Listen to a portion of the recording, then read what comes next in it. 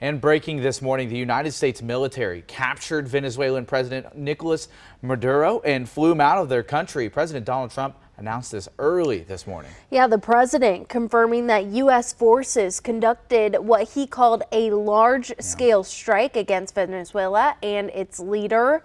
ABC's Allison Cossack has the latest. President Trump has confirmed that strikes on Venezuela have been happening over the past few hours, and according to President Trump, that Nicolas Maduro and his wife have been captured in Venezuela. There have been scenes of multiple explosions and low-flying aircraft, all of that heard beginning around 2 a.m. local time in the capital city of Caracas.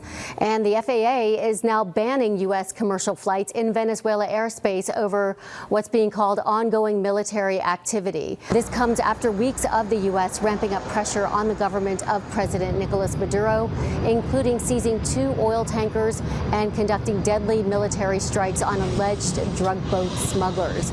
This week, the Pentagon released video of 2 vessels being hit, saying they were moving along known narco trafficking routes and engaging in narco trafficking.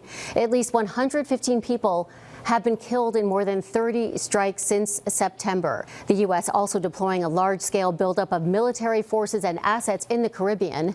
In recent weeks, President Trump declaring that Venezuelan airspace should be considered closed in its entirety. So how far would you go to take Maduro out of office? I don't want to say that, But you want to see him out? his days are numbered. Can you rule out an American ground invasion? I don't want to rule in or out. I don't talk about it. And the U.S. recently added Maduro and his government to the State Department's list of the world's most dangerous terrorist organizations. In a pre-taped interview this week, Maduro accused the U.S. of mounting a months-long pressure campaign to force a regime change and to gain access to vast oil reserves.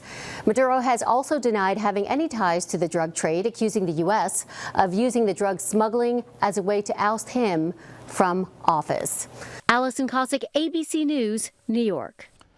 Okay, this is a developing situation here, and the U.S. Attorney General Pam Bondi took to social media this morning announcing that Maduro and his wife have been indicted in the Southern District of New York. Now, Maduro faces charges of narco-terrorism, cocaine importation conspiracy, and conspiracy to possess machine guns and destructive devices against the United States. Now, the president, Donald Trump, will address the nation in a press conference later this morning at 10 o'clock. You'll definitely want to stay with us right here on KOCO 5 for the latest.